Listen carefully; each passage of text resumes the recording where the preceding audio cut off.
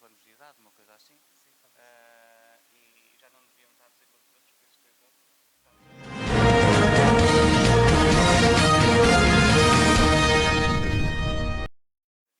em conjunto. Obrigado por teres aceitado vir aqui ao nosso ciclo de conversa. O Bernardo é médico, a especialidade dele é medicina familiar. Sou pública. E o Bernardo, nós começamos a ver muitas pessoas cá de Oliveira, como eu, que isto, uma pessoa vive a 40 km do Porto, que é perto, não é? Mas também já é província, naquele meio termo, e que muitas vezes quando se vai estudar para fora da Quina, e na primeira altura não existia nenhuma universidade cá em Oliveira, quando se vai estudar para fora há muita gente que não volta. E por isso não nos temos cruzado assim tanto. E as pessoas cá de Oliveira, que te viram crescer, que te viram e que conhecem a tua família, já agora, a título de curiosidade, o Bernardo há 27 anos recebeu o prémio do Rotary para melhor aluno. Na altura. Eu não sei nem que foi. Acho que foi a vacina, foi a vacina para a Conselho, acho que já não sei nem que foi o carro. Sim. E não existia isto. Ainda não existia a biblioteca, não. Há 27 anos ainda não existia a biblioteca. Foi o melhor aluno desse ano das escolas de Oliveira das Mães, e o Rotary agraciou, como é hábito agraciar os melhores alunos, e o tio-avô, tio-avô, tio-avô, não sei, foi fundador do Rotary Clube de Oliveira das Mães, por isso é mesmo um crescer a casa. Por isso, Bernardo, muito bem-vindo para esta nossa conversa sobre saúde pública, políticas públicas de... Eu sei bem que vamos conversar, mas... Há uma expressão portuguesa que é as conversas são como as cerejas, não é? Estamos mais ou menos na altura delas, por isso as coisas vão surgindo. O que eu muitas vezes, e na minha atividade profissional, tenho contado um mundo antes da Segunda Guerra Mundial e pós-Segunda Guerra Mundial. E quando se fala de políticas públicas de saúde, o título da conversa, como estava no flyer que foi distribuído já no mês passado, era no século XXI, nós temos que olhar muito para políticas públicas de saúde e nós todos que estamos aqui, acho que não há aqui ninguém anterior à Segunda Guerra Mundial, ou assim, de aspecto, está ali baixo, mas é só de aspecto que é. Mas o que nós temos é que somos todos fruto de políticas públicas de saúde pós-Segunda Guerra Mundial, ou seja, e na Europa muito pós-Plano Marshall, porque foram criadas infraestruturas e depois as infraestruturas foram criadas as políticas públicas de saúde. Ou seja, nós neste período o que tivemos foi o período quase com mais saúde na Europa, em que tivemos uma esperança de vida à nascença a aumentar de uma forma muito deprimente. Primeiro não havia, estavam em situações de paz, as pessoas não morriam mais cedo por causa de uma guerra. E depois, com planos de vacinação, planos de saúde materno-infantil, fizeram com que as pessoas durassem mais tempo. Foi um bom início daquilo que se pode perspectivar como a saúde de uma comunidade. Acho que já não tem mais tempo para começar, mas permitam-me, obrigado pelo convite, obrigado, João, por a prazer estar aqui. O som dele não está ligado. O som não está ligado, sou eu que estou a falar dentro. Falar assim para baixo vai dar uma rábula de humor muito conhecida que entre os meus colegas quer começar a falar assim, depois não soube nada. Portanto, não sei se é assim que eu tenho a falar. Se correr a boca é expulso. Não, deixa-me ver. Assim posso. É que não está, desculpa. Mas não vale a pena corrigir no início e depois estar com. Não, deixa-me dar um ver. É mais fácil.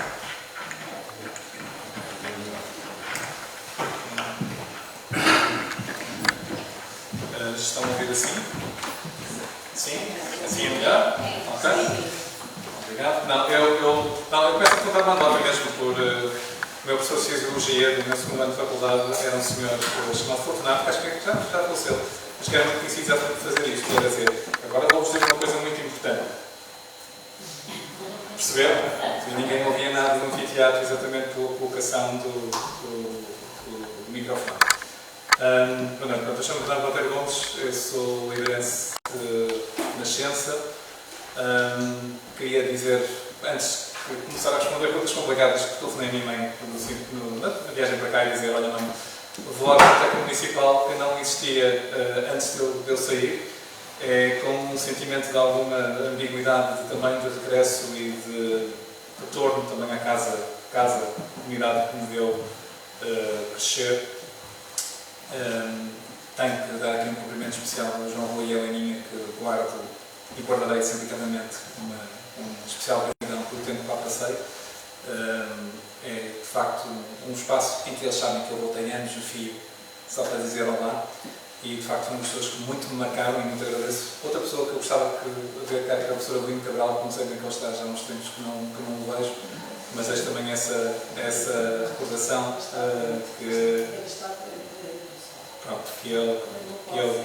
eu gostaria também de prestar essa homenagem, que são pessoas que foram bastante importantes para mim.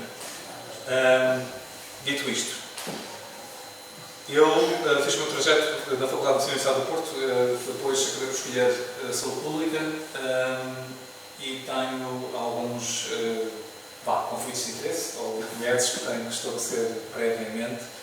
Eu fui um associativo durante a faculdade, atrasei-me um bocadinho na faculdade também por causa dessas aventuras, apanhei raspanetos justamente por parte do meu pai. Os meus pais, tanto um como o outro, eu levo como referência também para Oliveira e para São João da Madeira, com trabalhadores incansáveis, um que era bricolagem em casa e bricolagem no bloco de ortopedia, e outra professora de matemática com um coração interminável e com uma vontade de trabalho também brutais. Homenagens feitas. Respondendo ao João, uma das coisas que a mim me move em termos de saúde pública, efetivamente, é a noção um bocadinho mais ampla daquilo que é o nosso contexto. O João tem várias provocações na pergunta que me colocou. São duas, acho. Não, tens mais. E depois e mais. Pois, camadas, pronto. Mas eu gosto também de ser bastante frio e tentar abordar as coisas de forma mais sintética e sistemática possível. Peço desculpa desde já, mas eu desenvolvi uma característica muito peculiar nos meus anos de crescimento, que é um sentido de humor bastante negro e bastante afiado relativamente a várias coisas e, portanto, se houver alguma coisa que possa ofender, eu peço desde já desculpa. Nós vivemos num tempo particular. Nós tivemos, efetivamente, vários ganhos de saúde ao longo de muitos anos. Eu quero-vos dar um exemplo do qual eu carinho com toda a propriedade, que é, por exemplo, cruzar-me com os últimos sobreviventes da contração do vírus da polio. Eu não sei se, portanto, nós todos temos noção de que de 61, 62, 63, ainda houve 64, 65 e não houve pessoas a contraírem o vírus da polio. E eu fiz juntas médicas do domicílio nos períodos de 2013 2017. E era com especial carinho que eu via as últimas pessoas que tinham contraído o vírus da polio. E vocês tiverem noção, estão a falar de braços atrofiados, de pernas atrofiadas, de vidas que foram condicionadas para sempre, e ainda há pouco tempo tive o prazer de conhecer um monumento vivo, que provavelmente foi o primeiro português que foi feita aquela cirurgia das barras metálicas ao longo da coluna. Peço desculpa que não estou a lembrar o nome técnico, mas na prática era a hipótese de safar aquelas escolioses brutais que eram feitas pela polio, e foi um dos primeiros portugueses que foi aos Estados Unidos fazer isso, que ainda hoje é um monumento vivo que vive em Sangalhos. Já agora, só para interromper, o Rotary tem um grande movimento para aquela pessoa da Mili. E posso lançar mais uma provocação? Podes mais uma? Não, já agora, para falar da Mili, nós temos o secretário de Estado da Saúde norte-americano, atual, da administração de Trump, o Sr. Robert Kennedy, que é contra a vacinação da polio, porque acha que a polio já há imunidade suficiente e não é necessário vacinar mais terceiros. Vamos para partes. Pronto, moral da história. Eu acho que nós nos habituamos anos a fio da perspectiva do futuro e de ser sempre melhor. E de facto o que aconteceu, e rapidamente fazendo uma síntese, nós chegamos aos anos 90 já com um conjunto de consensos internacionais, com datas muito marcantes, como Alma Ata e outras que relativamente à importância dos cuidados primários, Chegámos também com grandes vitórias no cinto de humanidade, como 1976, se não for memória, que é a primeira erradicação de um vírus. Nós erradicámos a varíola. Alguns certamente se lembrarão também do que é que aquilo era. E de conquista em conquista, e aqui partilho a sala também com alguns dos meus convivas de épocas douradas dos anos 80 e dos anos 90, eu acho que nós todos tínhamos assim uma certa noção de que o futuro iria ser sempre melhor, mais galhento, íamos viver mais vidas, mais anos e com qualidade de vida. E de repente acho que o futuro nos está a puxar aqui um bocadinho o tapete. E há aqui algumas coisas que eu gostava de deixar como desafios e acho que como reflexões aqui mesmo sociais. Eu sou médico de saúde pública, tenho responsabilidades neste momento sobre a Associação Nacional de Saúde Pública também, e a nível local eu ligar também uma equipa multidisciplinar de saúde mental, em colaboração com múltiplas entidades, Ministério Público, Tribunal, é uma equipa pioneira a nível nacional, que lida com casos assim mais complicados de saúde mental e que são um bocadinho difíceis em termos de resolver. E perdoem-me também, desculpem o esclarecimento, nesta altura, enquanto saúde pública, tenho a responsabilidade de 320 mil habitantes, os 6 concelhos, inclusive Oliveira das Meias, Alfândara, São João de Madeira, Ovar, Santa Maria da Feira e Aroca. No total, 320 mil pessoas.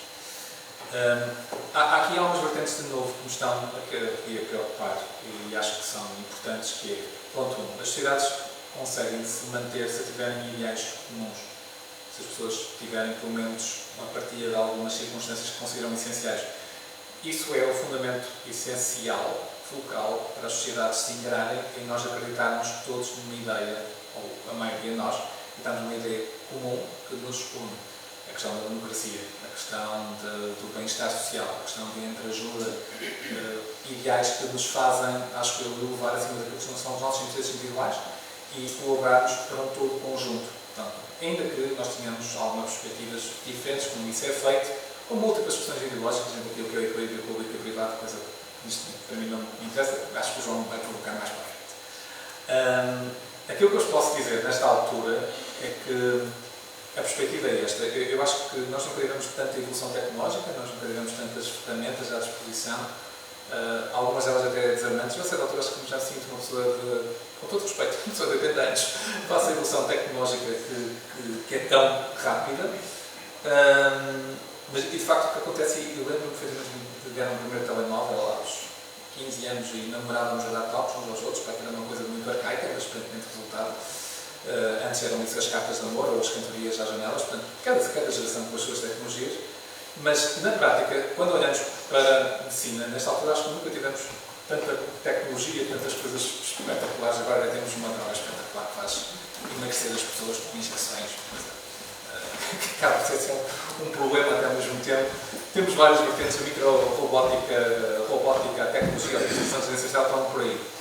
Eu quero-vos dizer que eu estou particularmente preocupado com uma coisa que tem a ver com a atomização social. E indo mais importante outra pergunta, que é a social-democracia e a questão do pós-Segunda Guerra Mundial foi a preocupação de nós precisamos ter alguma coesão para não voltarmos ao mesmo. E, nomeadamente, eu costumo dizer uma coisa que pode parecer um bocadinho socialista a mais para alguns, socialista a menos para outros, que é se nós não tivermos um cuidado comum em termos sociais para todos, na prática, um dia não sabemos à porta de quem vão bater as foices. No sentido de nós temos que ter equilíbrios, nós temos que ter algum convívio, alguma matriz, para que todos nós consigamos ter, pelo menos, uma aspiração a ser algo mais, a ter algo mais, e pelo menos a conviver em paz. Uma das coisas que nos está a chocar no dia a dia, e acho que eu escrevi no público recentemente com uma assistente social no hospital, a doutora Ana, e também com uma colega minha de fisiatra, que não é aqui da zona, por causa dos internamentos sociais. E da gente ficar nos internamentos sociais como um espelho, nesta altura, das minhas preocupações. Que é, uma das grandes fontes do mal, nesta altura, na saúde, é a desagradação social. É a questão de eu ter uma multiplicidade de pessoas identificadas, e quero falar em modo hipotético, mas sempre costumo referir a ninguém, que é ter repetidamente o filme de homem de 80 anos com mobilidade cognitiva, filhos a migrar na Alemanha. Mulher de 66 anos, mobilidade cognitiva, filhos a migrar na França. Não têm contactos. E, assim, coisas mais graves como filhos despejarem os pais das urgências à espera que alguém lhes resolva o problema, relativamente à questão do problema dos pais, mesmo que tenham as suas condições económicas suficientes para tomarem conta deles. E, portanto, o que nós estamos a viver e agora, muito a sério, é uma mudança de paradigma da forma como as famílias se organizam, da forma como as sociedades estão a viver e interpretar o cuidado do próximo.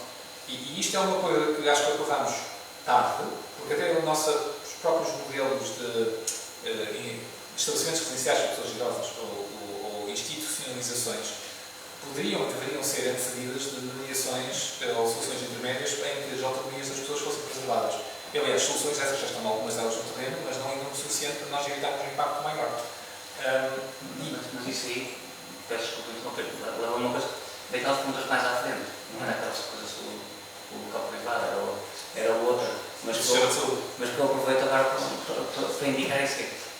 Quando eu falei há pouco de políticas sobrepostas na Guerra Mundial, nós temos na Segunda Guerra Mundial uma esperança de vida à nascença de 57 anos para eu nos homens e 58 com qualquer coisa na senhora. E passamos para 70 e 80. As mulheres irem sempre mais, porque não fazem mais as lenhas. Esperança de vida à nascença. E uma das grandes questões é como é que estas pessoas estão a chegar à velhice? Como é que são os síndromes de solidão? Como é que se podem combater os síndromes de solidão? Sim, acho que só rematando. Isso aí, e acho que vai ao encontro daquilo que estavas a dizer, ou seja, como é que nós lidamos com esta situação? Porque se as pessoas estão a viver mais tempo, como é que vai ser ocupado o seu dia-a-dia e que implicações é que isto tem na própria saúde? Eu faço isso de uma forma porque isso é o sofrimento existencial do dia-a-dia que tenta pensar em termos populacionais. Na prática, há um problema aqui adicional. Dois problemas que eu não quero deixar de focar e que já vamos à questão da qualidade de vida, que é as alterações climáticas estão aí. Eu acho que esta questão das ondas de calor, há pessoas que não se aperceberam que estão a ser mais frequentes e, efetivamente, a malta mais vulnerável vai patinar. Porque, na prática, o que acontece é que não há resistência orgânica comum e há pessoas mais vulneráveis. E, na prática, o que acontece é com mais ondas de calor e mais fenómenos extremos de frio, na prática, o que vai acontecer é ou estamos com mais casaniência comum, temos um problema em Portugal que é a pobreza energética, a construção habitacional e etc. Mas, nós temos uma cultura de alguma adaptabilidade que até nos permite ser mais resilientes do que aconteceu em França. Em França, as moras muito piram. Acabou. Tipo, não havia mais espaço para cadáveres, porque basicamente foi um hecatombe. Esse é um problema, a questão das alterações climáticas. O outro problema tem a ver com a questão da erupção da tecnologia disruptiva e da forma como essa tecnologia disruptiva não distribui benefícios de uma forma homogénea. Ou seja, na prática, podemos estar aqui com algumas culturas sociais em curso e algumas delas poderão acontecer de uma forma tão súbita que as pessoas nem se apercebam disso. Pegando concretamente na tua questão, quando a OCDE faz questionários, nomeadamente a questão da qualidade de vida, nomeadamente os indivíduos com mais de 65 anos, Portugal parece sempre dos piores pontuados. Eu, quando falo como bebê dos anos 83, e olho para aquilo que é a minha adolescência, para aquilo que é a minha infância, do privilégio, do alto do privilégio que tive, na prática, a minha alegria e o meu conforto foi construído em cima de ombros de gigantes, nomeadamente de quem acabou por vivenciar os períodos de cultura do 25 de Abril, com menos fricção do que outros países, como é óbvio, em cima dos ombros do que tinha sido o pós-guerra, em cima dos ombros que tinha sido a Comunidade Europeia, que também nos fez arrancar de alguma maneira, em cima da perspectiva de evolução económica que todos temos, mas, atenção, que no meio disto nós estamos também muitas ilusões para trás. E uma das coisas que é clara, que é, olhando para pessoas com 60, 65, 70 e para frente, e alguns um mais novos, houve muita malta a trabalhar em metal mecânica, em têxtil, em vários setores, que sem condições, sem economia, sem respeito por várias circunstâncias que levaram com um ano de lesões, e quando chegam a idade da reforma estão todos partidos. Qual é a surpresa? E na prática, o que acontece é, além de estarem partidos, estamos num país que comparativamente tem, economicamente, algumas lacunas, nomeadamente no que respeita a que foram os descontos, que é o suporte social, e as pessoas depois não têm condição económica de conforto suficiente para compensar a incapacidade adquirida. E, portanto, somando isso a uma questão que é muito portuguesa também, que pode ser um viés, que nós não somos particularmente muito positivos face ao nosso deixar, mas normalmente somos um bocadinho penalizantes, um bocadinho mais. Agregando isso tudo, Portugal, quando olhamos para os dados da OCDE, em termos de qualidade de vida, não é assim muito bem visto, ou melhor, não se vê muito bem na qualidade de vida após 65 anos. Isto porque nós chegamos com uma carga de doença crónica muito importante e depois alguma incapacidade de gestão social e económica da mesma. E há, obviamente, razões para a queixa. Mas eu gosto de fazer um exercício muito simples, que é, às vezes as pessoas gostam de simplificar aquilo que não é possível de simplificar de uma forma tão evidente. 6 conselhos. Cada conselho com a sua realidade. Mas cada conselho tem múltiplas freguesias.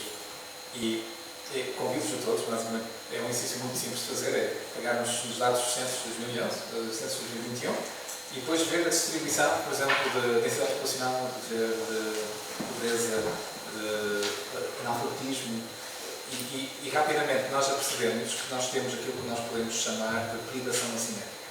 Ou seja, os contextos em que nós vivemos são altamente diferentes e existem normalmente locais que vivem em privação. E até quase que, de forma mais dramática, posso dizer em seleção negativa. Que é quem, não tanto aqui, felizmente, na zona, confesso, mas, por exemplo, em algumas zonas do, por exemplo, Pé de Douro, podemos ter, Pé de Douro, quando fala das proximidades de margem do Douro ou do Douro, em que nós podemos ter fenómenos claros de seleção negativa, que é quem puder ir embora, já foi. Ou seja, acabamos de ter uma perpetuação de que só fica quem, precisamente, não teve outra opção. E na prática, o que acontece no meio disto é, e acho que isto é uma questão de sobrevivência comunitária, nós temos que olhar para os incentivos, e uma coisa muito velhinha, dos anos 90, em termos históricos, faz puxar a referência, que se chama o Real Final Policy, ou Solidariedade de Políticas, um conceito muito velhinho, mas com muita utilidade, que é qualquer decisão política, em Câmara, em Assembleia Nacional, onde quiserem, qualquer decisão, em qualquer setor, tem sempre um cheirinho de saúde. E, por exemplo, nesta história da onda de calor, a mim chatearam-me, as pessoas perguntaram-me pela comunicação social se eu achava que podia ser feita alguma coisa mais, em termos políticos, e se, por exemplo, se a quebra de incentivo do fiscal do ar-condicionado tinha sido uma má medida. E eu, de forma muito política, para ter que me tornar política ao longo dos tempos, porque tantas voltas jornalistas têm que me adaptar à circunstância, e dizer, eu acho que essa medida de forma isolada efetivamente não foi uma boa medida, mas é preciso pensar de uma forma integrada. E na prática, o que eu quero dizer com este palavreado todo é, nós temos desafios contextuais brutais. Okay? Nesta altura as coisas não estão fáceis. Podemos falar agora das necessidades políticas nacionais da saúde, até mesmo de governação, mas do meu ponto de vista, nesta altura de gestão de saúde pública e daquilo que me vai batendo à porta, um dos principais determinantes das minhas preocupações enquanto eventual, e sou gestor da Autoridade de Saúde, pronto, não sou gestor público do CUR, tem a ver com uma proteção que uma estrutura social mais forte possa dar às pessoas que eu estou a cuidar. Porque, efetivamente, é um dos principais determinantes de defesa. A pessoa estar inserida numa comunidade, a pessoa ter vizinhos que dão apoio, a pessoa ter uma família, ter filhos, ter gente que acaba por se entreajudar. Porque, efetivamente, nós temos múltiplas realidades. Pronto, não me vale pensar pessimista, mas várias coisas que passam. Deixa-me só concluir que é o único fio, digamos, de continuidade, de ligação de várias pessoas na comunidade, acaba por ser a vizinha do lado, ou o vizinho do lado, ou alguém do SARS, do Serviço de Atendimento Social, que vai deixar lá uma panela à porta para manter a única ligação que aquela pessoa tem ao resto da humanidade. E mais do que a ligação milagrosa A, B, C, D, eu pronto, gostava de pensar comigo, quer dizer, eu posso meter lá um saco de dinheiro àquela pessoa, tipo, eu posso meter um Ferrari à porta. Isso não vai fazer diferença, porque aquela pessoa está absolutamente desligada de tudo. E nós até pouco tempo temos formação sobre isso, que é a questão dos síndromes de Diógenes, de autonomagência, que tem a ver com a questão de ao momento a partir do qual o ser humano, não sentindo a ligação ao resto da comunidade, fecha. E a partir daí, o que é que nós estamos a falar? Podemos aterrar todo o dinheiro do mundo, toda a aplicação. E o SNS é dinâmico o suficiente para observar esses fenómenos e conseguir agir? O SNS tem respostas muito largas. Uma das coisas que eu costumo dizer é, por exemplo, na questão e isto a ver com os comentários paralelos que estou a captar e concordar com eles parcialmente, que é, por exemplo, quando perguntam pelo caso do excesso de mortes nas ondas de calor ou no frio, e eu costumo dizer, olha, ok, vocês podem chatear-nos da saúde, mas não se esqueçam de chatear todo o Conselho de Ministros. Porque, na prática, o que está a acontecer, independentemente das responsabilidades políticas, costumo dizer, são assimétricas e são desfasadas no tempo. Há coisas que começam a ser cozinhadas 30 anos antes, outras 20 anos antes, outras 10 anos antes, outras até um ano anterior, até algumas um dia anterior. Pronto. Poucas. Mas uma das coisas que eu costumo dizer nisso é, e quando me entrevistam, dizer, ok, um excesso de calor é expectável que morram pessoas a mais do que é expectável. Eu acho que às vezes as pessoas precisam às vezes apanhar com uma realidade do banho frio e dizer, meus amigos, nas zonas mais baixas de mortalidade do país, em termos cronológicos, alguns entre abril e julho, é expectável que morram por dia em Portugal, alguns entre 250 e 270 pessoas, mais ou menos aproximado. Nas franjas mais altas, quando há mais frio e mais infecções, morrem cerca de 400 pessoas por dia. É expectável. Depois temos anos e fenómenos que fazem com que esses números se elevem. Mas a responsabilidade desses excessos está longe de repercutir na questão dos cuidados. Porque, evidentemente, o que acontece é, se nós temos pessoas que estão isoladas, por exemplo, e têm um evento, partem uma perna, um AVC, um infarto, vamos escolher, vamos dizer, botaria, o que for. O que é que acham que vai acontecer ao tempo de resposta perante uma pessoa que está isolada e as suas consequências? E depois pensamos, qual foi o principal determinante aqui? Foi o acesso aos cuidados? Ou foi o seu isolamento? E antes disso, foi as condições de isolamento que dentro da casa permitiram, por exemplo, ter mais conforto térmico? Ou foi, por exemplo, a falta de isolamento que fez, por exemplo, que acendesse uma fogueira de combustão, que é muito comum, por exemplo, na zona de Pedão e Mapeado. Eu costumo dizer que Penafiel é o centro do mundo. Penafiel acontece tudo. Penafiel tem um centro hospitalar que basicamente está subdimensionado para a realidade, costuma dizer o Amadora Sintra 2. E de facto tem uma população a servir 500 mil pessoas, muito heterogénea. E os internastas dizem que as pessoas chegam lá, às vezes, a cheirar a fumo, em algumas aldeias, porque as pessoas aquecem-se com combustão. E basicamente, vocês sabem o que acontece quando há combustão sem ventilação. As pessoas morrem, tomam dióxido de carbono. E portanto, o que eu gostava de transmitir no meio disto é, apesar de várias tensões e várias questões que eu vou aquilo que está a agitar as águas de várias formas, temos aqui alguns indicadores que não deixam de mentir, portanto, são os indicadores dos determinantes sociais, é a desagregação da malha social de suporte. E, portanto, a questão da saúde, efetivamente, estar separada da questão social, das comunidades constantes, é uma ilusão. É uma ilusão. Aliás, 70% daquilo que determina a nossa saúde não tem a ver com cuidados.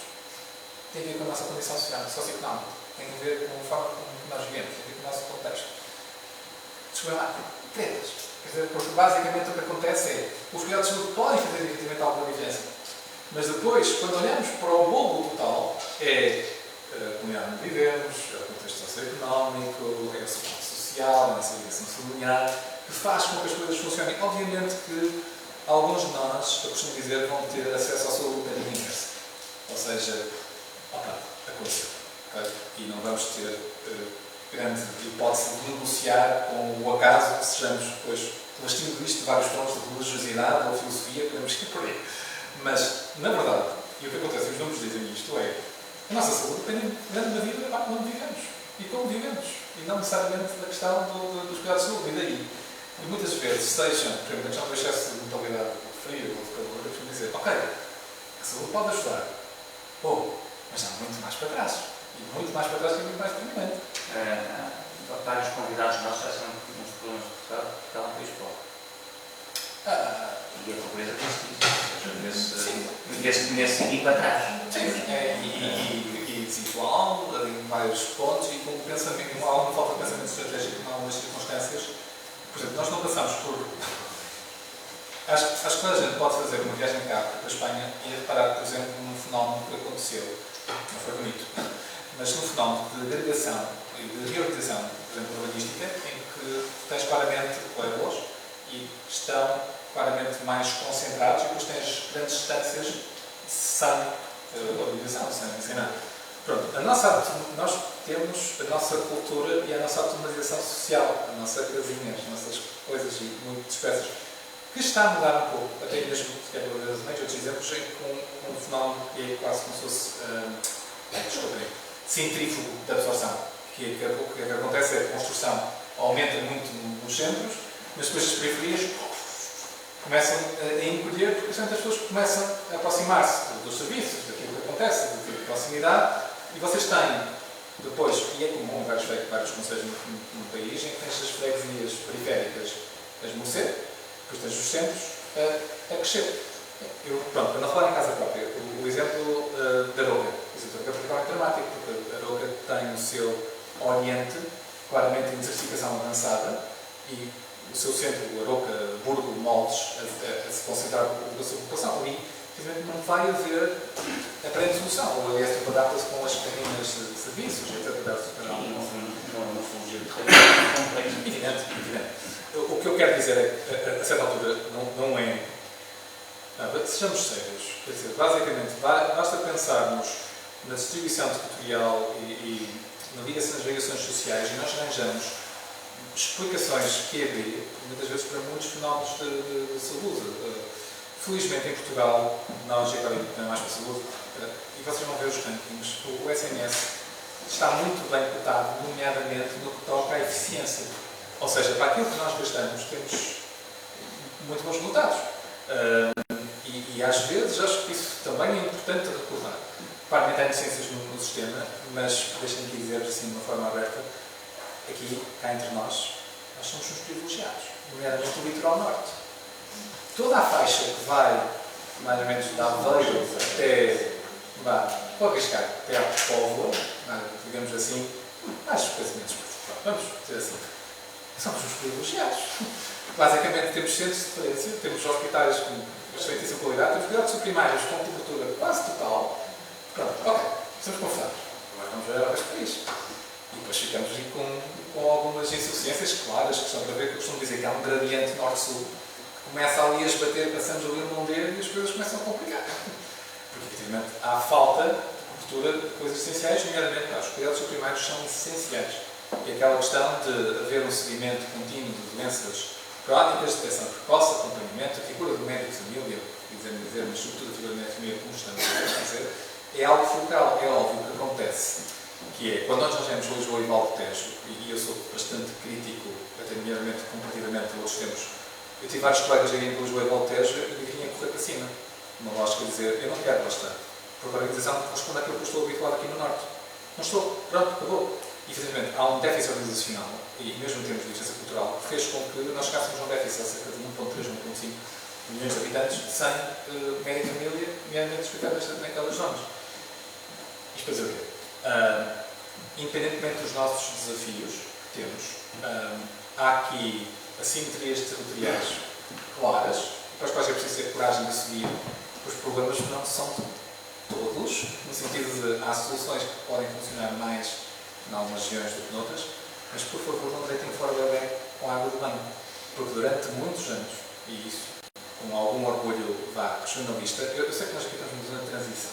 A Juleira das Mães afiliou-se com orgulho à região norte em termos de saúde há uns anos atrás. E há muito trabalho. A RS Norte deixou um trabalho sustentável, nomeadamente por todos os cuidados primários. Temos hospitais de referência com alguma proximidade aqui. E, efetivamente, gostava que esse trabalho não se perdesse. E nesta reforma para as ULS, é claro que temos aqui alguns desafios, nomeadamente para não perder algumas noções até de equilíbrio intra-regiões e serviços. Aliás, alguns exemplos que foram previamente percepcionados. Pronto, eu vou jogar esta forma mais simples possível. Todos os dias nós assumimos que os cuidados de saúde estão prontos para responder às nossas necessidades, mas há necessidades infinitas e, de facto, os recursos têm que se ajustar mediante aquilo que podem dar, priorizando. No entanto, há toda uma máquina que vai funcionando, por exemplo, distribuição das vacinas, rastreios populacionais, o rastreio da mama, o rastreio do tempo do reto. Eu quero que pensem, quem já foram os VLS, essas máquinas, as vacinas, os rastreios e outras questões logísticas orientavam acima dos regulamentos de centros de saúde e dos centros hospitalares. Havia estas máquinas das GRS que davam conta do assunto. de repente um dia dizem os RS são para ir embora. E agora o que é que substitui? Substitui a máquina dos ULS. Os ULS não estavam propriamente todo o aparelho pronto para esta absorção. Isto era uma coisa que tinha que ser feita. E isto foi um processo violento, que na minha opinião não está concluído, ainda faltam algumas coisas, e que eu acho que posso dizer que houve múltiplos anos de vida perdidos por gestores intermédios e gestores, nomeados para a saúde e gestores de instituições superiores de saúde, que muitos dos quais eu conheço pessoalmente, que ganharam imensos cabelos brancos, porque se gerou aqui um desafio brutal, sobre o qual nós acho que ainda estamos neste momento a terminar, e que é puxando as coisas para a atualidade. E só falar com os nossos ouvintes, que vocês muito direto ao assunto, que é, houve uma mudança de ciclo político com um responsável que era, com todos os nomes, o Dr. Fernando Araújo, que tinha uma visão para a questão das unidades locais de saúde, por motivos de falta de entendimento, digamos assim, mútuo, não continuou. Perdeu-se aqui um intérprete desta reforma que até poderia ser, responsabilizado pelos problemas que ocorressem, e de repente gerou-se aqui havia vários problemas na reforma que tinham que ser abordados e que foram sendo abordados e estão a ser abordados. No meio disto, houve umas legislativas, houve outras legislativas, que não foi muito positivo para o sistema, porque o sistema da saúde acho que perdeu um bocadinho. Julgo que temos que equilíbrio para um segundo mandato deste mesmo governo, a saúde ficou um bocadinho mais fragilizada, digamos, em termos comparativos. E estamos agora, e estava a dizer, estou com toda a fraqueza, muito tipo onde quiserem ouvir, numa espécie de maionese institucional, ou numa sopa, uma sopa primordial, naquilo que se lembrar das aulas de biologia, que é estarmos à espera de uma definição também clara em termos legislativa e da reforma e de formação de Estado, que nos está prometida agora para final de julho. Foi dito que havia algumas novidades, porque de facto aqui há algumas peças que faltam arrumar. Não concordo. Mas isso não leva a que as pessoas, isso seja um dos grandes desafios do século XXI. É que parece que a população tem um descrédito nas instituições. Porque se nós vimos que antigamente o SMS era uma coisa fabulosa, eu sou daqueles que não acreditam que o SMS é uma coisa fabulosa. Foi maltratado e temos que voltar a cuidar. Agora aqui a questão é se estas definições todas, e depois do ponto de vista de prática, se pode que as pessoas não tenham um respeito, ou tenham uma desconfiança pelas instituições. Porque quando nós vemos que em 11 milhões e meio de pessoas, nós temos atualmente em Portugal, essencialmente a população, nós temos quase 6 milhões de seguros de saúde. É porque as pessoas não acreditam no SMS, ou seja, há esse descrédito. Temos esse número que nos diz isso. Acreditas que possa haver uma definição política que volte a credibilizar as nossas instituições? Grande pergunta, João. Eu posso dividir ele. Acredito que o problema não seja esse, mas falta de interpretação. Não, tudo bem. Tem que partir isso às fatias. A primeira coisa que acho que tem que ser posta em cima da mesa é como nós interpretamos as instituições como um todo, nomeadamente começando com as representativas. Ou seja, a forma como quem nós elegemos e a forma como as instituições que representam, que alojam quem nós elegemos, são vistas. Acho que o problema começa logo aí, e, aliás, até eventualmente podemos olhar para o panorama político atual, e nomeadamente pela circunstância de um apelo perigoso ao populismo imediatista, que, nesta opinião, não vai dar grande resultado, mas pronto, fica registado. A segunda tem a ver com a questão de todas as instituições, para terem credibilidade, precisam de estabilidade. E uma das coisas que neste momento está a acontecer é que há um conjunto de pré-reformas ou de mudanças que estão a demorar um bocadinho a serem concretizadas. E nós, eu fiz uma inciso com o jornalista fui lançado às férias em 2021, foi lá para a televisão e com um programa em que eu tive que andar a discutir testes de Covid do Cristiano Ronaldo. Portanto, foi logo uma estreia em grande. Desde então, habituei-me a ter que falar com jornalistas e com perguntas bastante complicadas. No meio disto, esta pergunta das instituições ou da estabilidade das instituições, eu diria o seguinte: como se fosse uma reforma transversal em todo o território nacional e de repente há um maestro ou um conjunto de ideias que foram retiradas da equação. Não vale a pena estar a visitar porquê ou deixou de acontecer. Além que isto tem consequências. Isto tem consequências, precisamente, dá uma instabilidade adicional ao sistema. Portanto, isso tinha que ser lidado. Mesmo em termos institucionais, se nós olharmos para a própria máquina do SNS, vocês têm a Executiva, têm a CSS, têm a CPMS, a máquina intermédia da saúde é bastante pesada.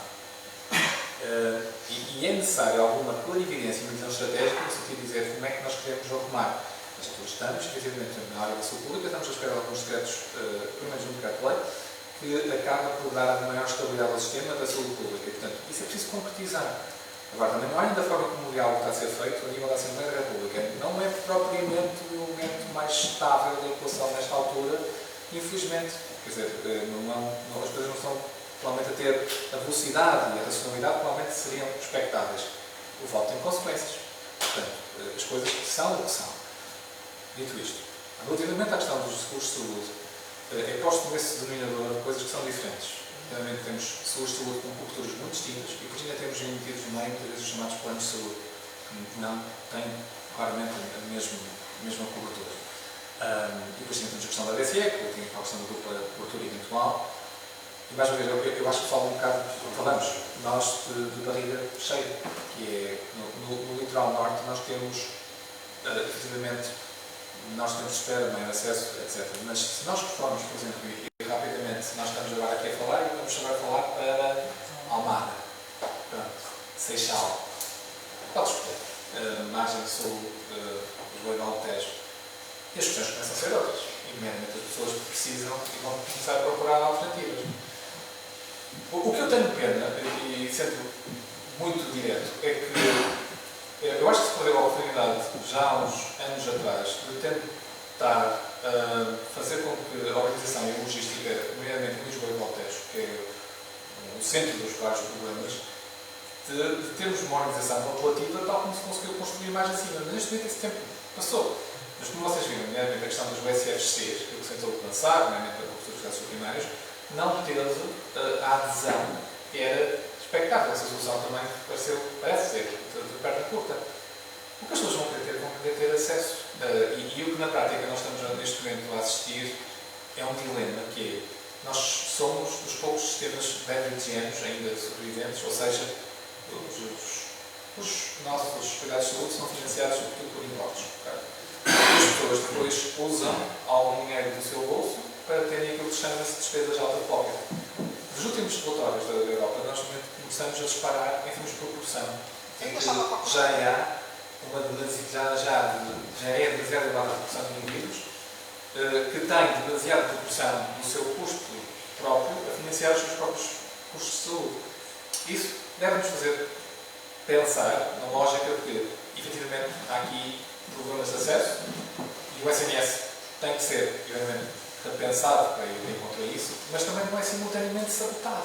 É uma coisa que me mete numa certa confusão, é que os próprios instrumentos de contratação pública, e neste momento ser gestor de uma instituição pública, não sei se vocês conhecem, mas é um pesadelo.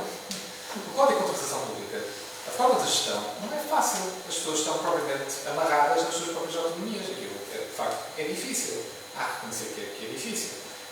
E nós temos que arranjar uma forma de fazer com que as coisas vão de encontro às necessidades das populações, mas também dar meios para ir de encontro às mesmas. Falamos muito da questão das equipas comunitárias. De ir de encontro no sentido de eu não quero que as pessoas vão às urgências, eu não quero que as pessoas vão aos internamentos, eu quero que as pessoas sejam cuidadas em casa. Acho que estamos todos de acordo, muito bem. Equipas comunitárias, todos de acordo, muito bem. Depois já não sei que temos limitação de 3% de contratação de enfermeiros e técnicos. Parabéns, acho que isso é um ótimo resultado. Desculpa a minha mas de facto não dá. Ou seja, o que eu quero dizer com isto. Mas nunca houve tanto dinheiro. Com os 2 últimos anos de governo de António Costa e com este governo, nunca houve Mas que era o que havia foi, em 2013 a 2023, não houve um aumento dos médicos. Agora, neste momento o problema não são os médicos. Neste momento o problema é que Portugal é dos países que tem maior assimetria de número de enfermeiros e número de técnicos por médico. E isto é absurdo.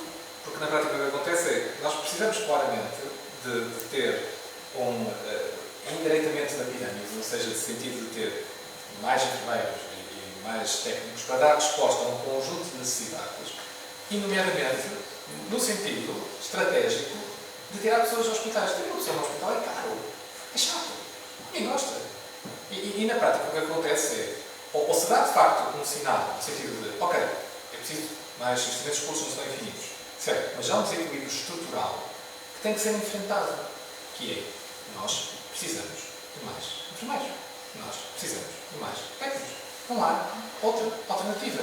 Há alternativas no sentido de, com a tecnologia e desmotorização, tirar tempo de serviço, digamos, não clínico aos médicos, porque de facto há muita hora burocrática, há muita coisa que pode ser otimizada.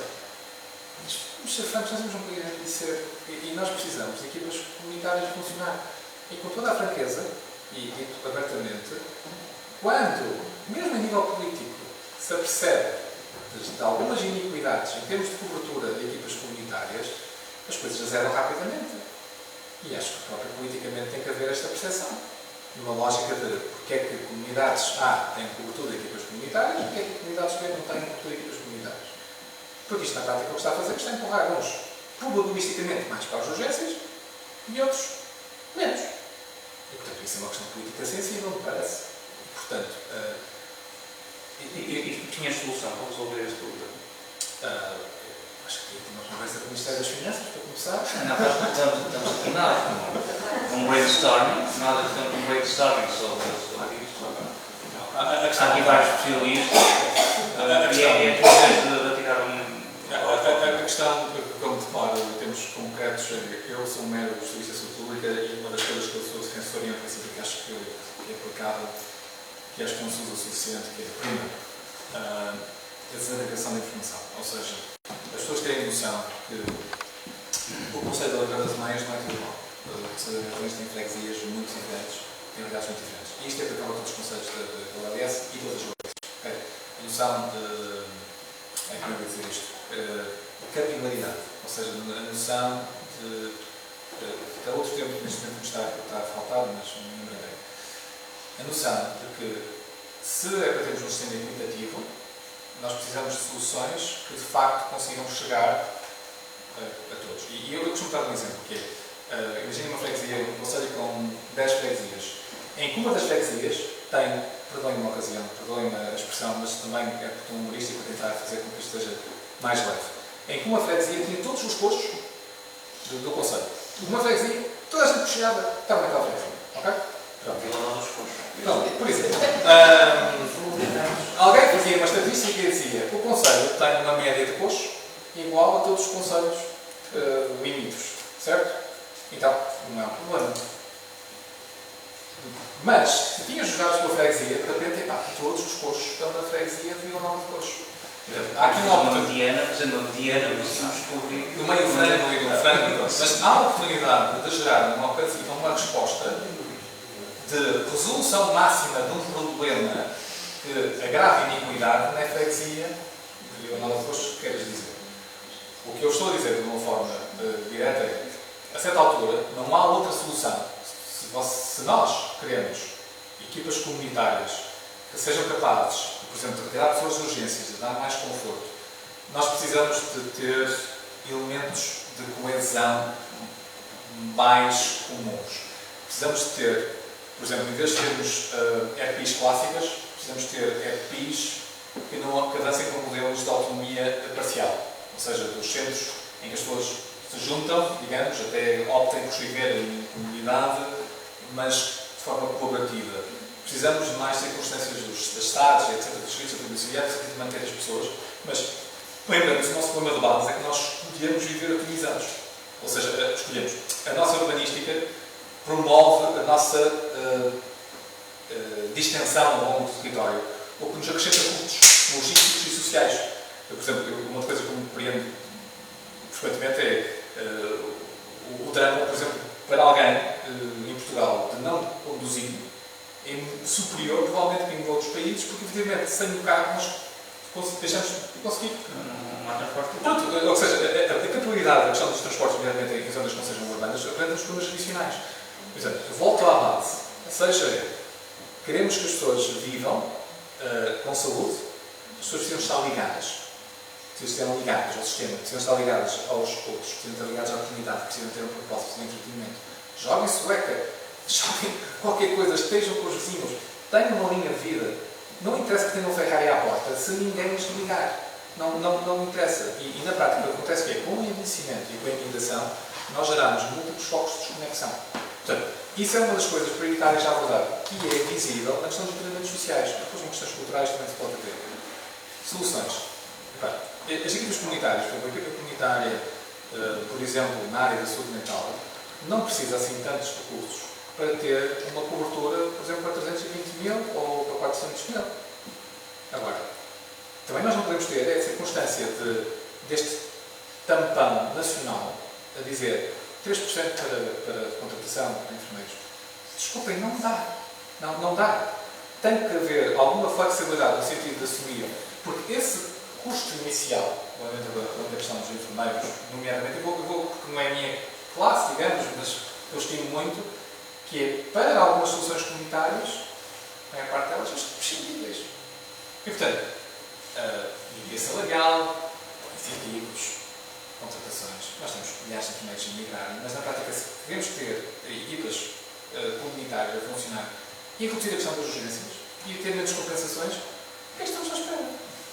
Porque não me faz absolutamente sentido. E, nomeadamente, naquela questão dos médicos de família em Lisboa, nós estamos no fogo arder há 15 anos. Eu estava a fazer um curso na Escola de São Salvador em 2011. Nós estamos em 2026. Okay? 15 anos. 15 anos que as pessoas estavam a ver as coisas a acontecer. E passaram múltiplos governos, múltiplas circunstâncias. E aí agora? Quer dizer, nós estávamos a chamar a atenção que, de facto, havia ali um problema de cuidado. E depois as pessoas admiram-se. Vão parar às urgências de São José, do Santa Maria da Lacinta. Surpresa.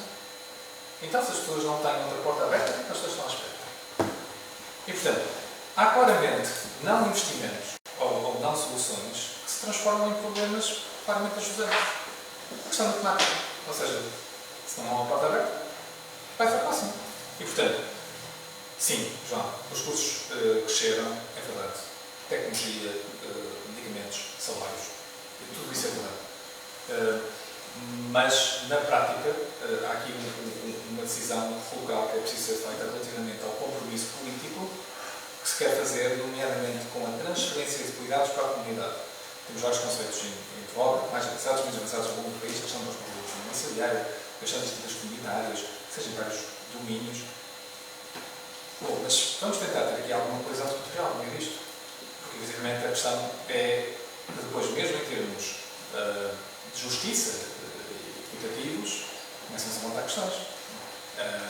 E, pronto, mais uma vez, estamos aqui num sítio mais privilegiado do país, que é o litoral norte, mas são questões que para mim são muito claras. Eu tinha aqui mais alguns desafios que podem ser encarados no século XXI. Eu não sei se vão ser para todos, mas só dois. Há dois que eu quero abordar antes de passarmos a palavra para a nossa plateia. Um dos desafios pode ser o ambiente multicultural que atualmente se está a viver. Eu dou aulas de planeamento há uns tempos, agora deixei de dar tanto porque é cansativo. Uma das coisas que costumo dizer é o país é muito diferente.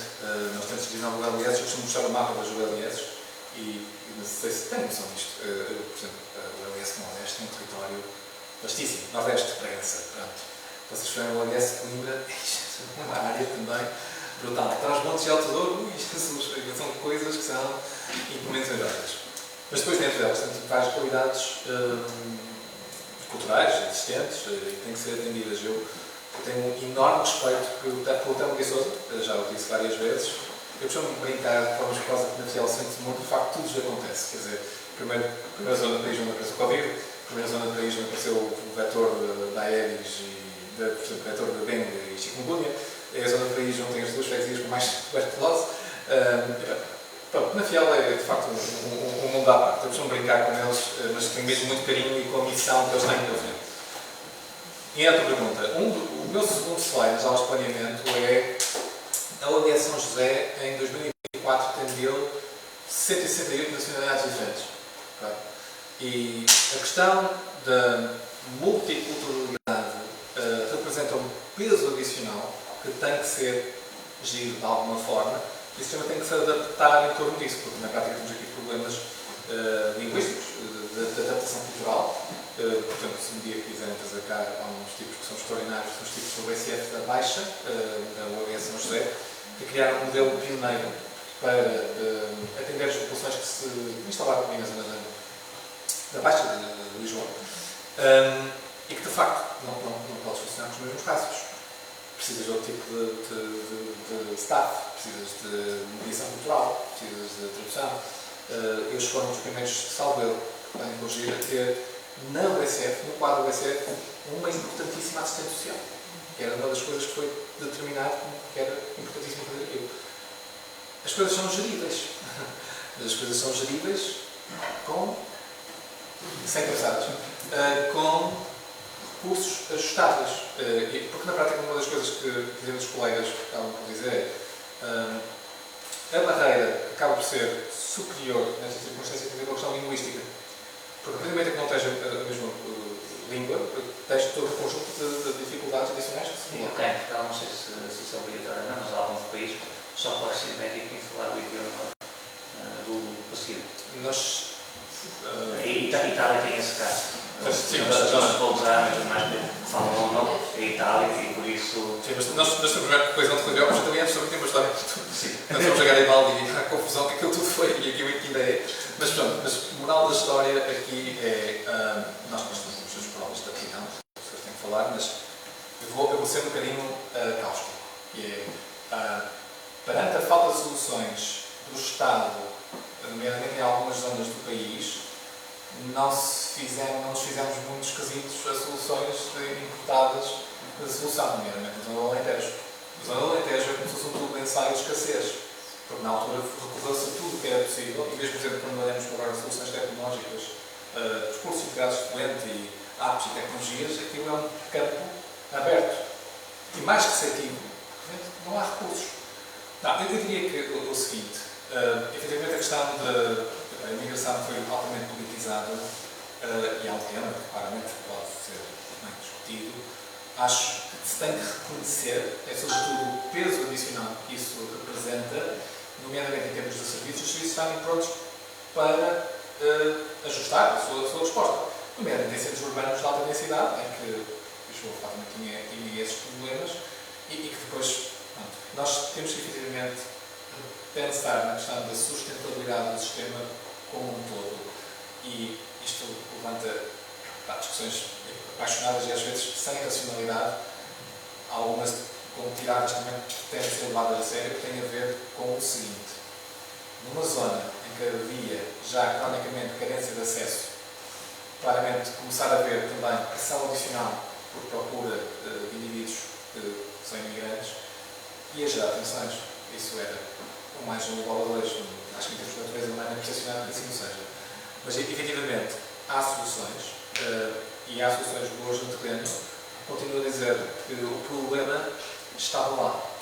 O problema crónico estava lá. Ou seja, a questão do sistema não estar devidamente preparado, simplesmente foi também agudizado a algumas das questões ligadas à questão da imigração. Não tenho dúvidas que assim não seja, mas vejo o determinante major não tem a ver com o aporte daquele momento, tem a ver com uma estrutura que já de si já estava sob pressão. O outro desafio. Falaste há pouco com os problemas que nós temos ao populismo. Eu muitas vezes quando imagino o populismo na questão da saúde, o populismo na questão da doença, imagino um tipo de mal-estar de saúde. Dizerem. Está a ser gravado, está a ser gravado.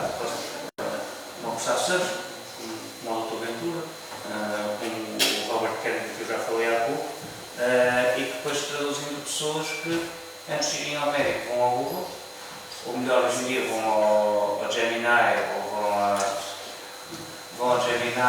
ou vão a outra aplicação qualquer de inteligência artificial e chegam ao médico e dizem: eu quero uma receita para isto. Eu já fui, o meu telefone já me disse o que é que eu tenho. Eu pergunto se este não é o grande desafio do século XXI, que é as pessoas em tudo, não é só na medicina. É na medicina, é nas ciências sociais, é na literatura, em tudo, acham que a inteligência artificial vai substituir o profissional que está ali, que se dedicou, que estudou e que consegue ver para além do óbvio e da... E provavelmente poderão ter razão daqui a um tempo, não sei. Deixa-me dizer-te uma coisa que acho de uma forma muito direta. Os anos passaram e acho que há aqui uma meia-culpa, entre aspas, que é a questão da medicina hipocrática já não correu lá muito. Ou seja, aquela medicina paternalista, a senhora vai fazer isto. Claro que sim. Não são assim. Neste momento há claramente uma evolução em que essa medicina já devia ter, pelo menos já devia ter analógicos. Pelo contrário, há aqui uma coisa que eu queria fazer como apelo, que às vezes parece um bocado complicado pensar sobre isso, e que eu gosto também de pensar um bocado sobre filosofia e das suas falácias e o exercício da retórica, que é: não há sociedade que sobreviva sem falácia de autoridade.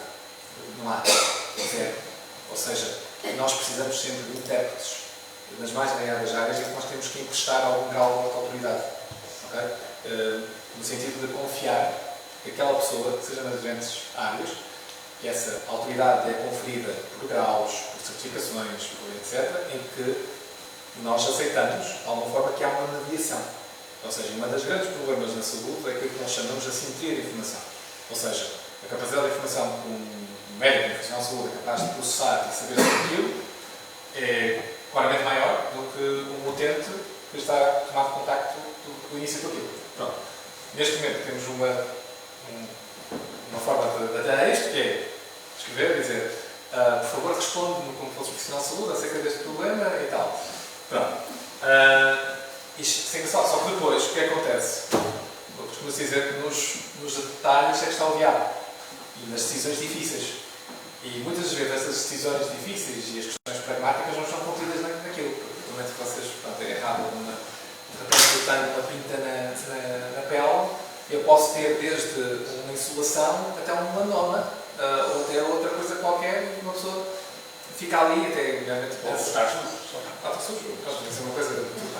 Não, teria dito, acho que não foi mais séria isso. Essa informação é um grande problema, e nomeadamente a questão de.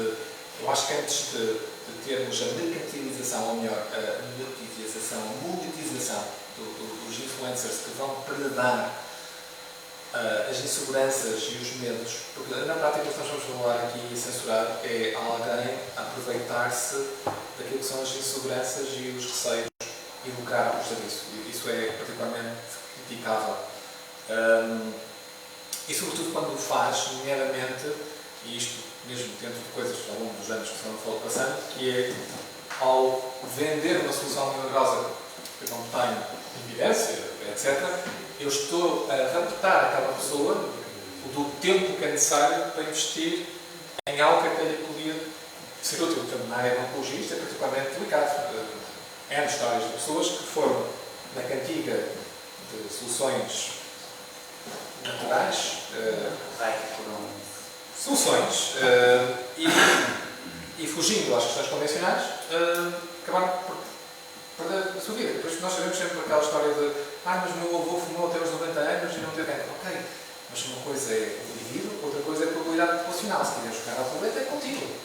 Nomeadamente a genética e outros fatores podem fazer com que as coisas sejam diferentes. Mas em termos de população, as decisões não são tomadas assim.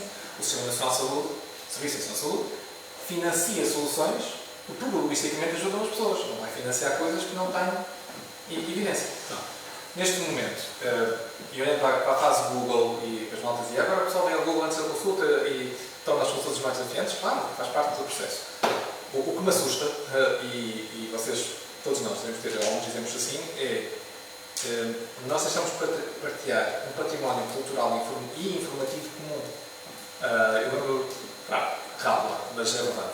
Eu chegava ao secundário e íamos todos imitar os sketches do do gato fedorento para a escola, porque tínhamos todos mais ou menos a mesma coisa. Havia sempre uma certa coisa comum partilharmos. Grosso modo, nós partilhávamos os noticiários, de uma forma ou de outra, claro, um ou dois ou três, mas tínhamos noticiários. Neste momento temos as pessoas a viverem mais em silos. Eu só vejo os canais do YouTube, ou eu só vejo o canal, etc. Tens uma hipersegmentação algorítmica da informação, há uma ser muito enviesada. E depois, há uma coisa que eu não sei exatamente traduzir em termos sociológicos, que é, há uma atração pela diferença. Ou seja, aquilo que é para os outros não é bem para mim. Ou seja, eu sou diferente. A atração pela necessidade de uma diferenciação por alguma coisa, por uma prática, por um alimento, por qualquer coisa. E é tragicamente humano. É aquela questão de eu sou diferente. E vou-me encontrar com os meus diferentes. Porque o que acontece é que os meus iguais dentro da diferença. E que depois que as redes promovem isso. De repente, nós tínhamos uma pessoa isolada na aldeia A, na aldeia B, na aldeia C, de repente estamos todos juntos. Com, depois, pessoas que predam ou que apoiam algumas dessas ideias com coisas absolutamente ridículas. E que evidência e que a ciência não comprova. E coisas com muitos anos de comprovativo. Só que, e eu costumo dizer isto, não me interessa. Porque aquelas pessoas já estão desvinculadas daquilo que é a realidade e a racionalidade. E é um trabalho difícil para trazer, mesmo em termos de eu costumo comparar algumas das pessoas. Há uma jovem brilhante que é a Cátia Carvalho, que vai falar na televisão, e que é uma psicóloga que também tem a sua especialização na desradicalização em terroristas. Eu costumo comparar, às vezes, o processo de tirar algumas das pessoas dessa realidade como se fosse um processo de desradicalização. Porque, na prática, estão viradas naquilo que é difícil. Mas eu também digo assim, se for sustentável e, de facto, o acaso nos bater à porta, tudo bem. Neste momento nós temos, e acho que quem tem uma certa experiência de vida, olha e pensa, o que é que seria de nós, nos anos 80 e nos anos 90, tu olhar para o Rick Fast e pensar se alguns dos nossos tivessem um Instagram ou um altifalante para dizer o que pensam. Eu acho que não ia ser boa ideia. Portanto, acho que se tornou esta ideia de cada um ter o seu espaço, palco contínuo e esta projeção pode ser bom para algumas coisas, mas para outras não parece. E uma das coisas que efetivamente já deve ser considerada é perceber, por exemplo, uma das coisas altamente traumatizantes neste contexto é, por exemplo, quem tem doença mental, ou quem tem família com doença mental e tem acesso a uma rede social e ninguém teve a possibilidade de condicionar o acesso. Neste momento nós vemos a patologia mental a desenvolver-se ao vivo. Às vezes até com transmissão ao vivo de coisas. E likes e coisas, e até pessoas a puxarem por aquilo. E não sei se já vos ocorreu, mas há algumas coisas que já roçam a ficção científica dos anos 80, anos 90, anos 90, da forma como vivenciamos. E eu volto, se calhar, a isso depois, vamos falar, se quiserem, conversar constantemente. Que é, eu dei um alarme há uns tempos atrás, que é, acho que nós vamos precisar cada vez mais, até por uma questão de sobrevivência psíquica, física e comunitária, de termos comunidades mais próximas. Porque o advento da geração de conteúdos, às vezes até da circunstância de nós não sabemos o que é real ou não, ou da nossa própria fé, na nossa ligação digital, colocam-nos problemas sérios. E se há situações, com toda a franqueza, todos os dias, mas muitos dias, faço videochamada com os meus pais, com os meus filhos e tenho os netos, e há aplicações ótimas da tecnologia. A questão é, se nós deixamos a mediação digital absorver uma parte demasiada da nossa relação comunitária, temos um problema sério. Porque, efetivamente, o que conta, e mesmo em termos sociológicos, a questão da proximidade humana, do contacto, do abraço, de nos sentirmos parte de uma tribo, faz parte intrínseca do nosso bem-estar. E a partir do momento em que essa mediação digital é capturada por algoritmos, coligação contra conteúdos, desinformação em massa. Pronto, falaste de uma personagem, mas... Eu falei de várias. Mas há várias. Todas não davam uma. Mas há várias. E depois são muito, muito cuidadosos. Com a capacidade de transmitir, e as pessoas não se adaptaram à minha maneira de responder, e isso vai variando, mas certamente dar palco não parece ser direito. Obrigado, Renato. Aproveitar e passava para o nosso público. É uma das questões.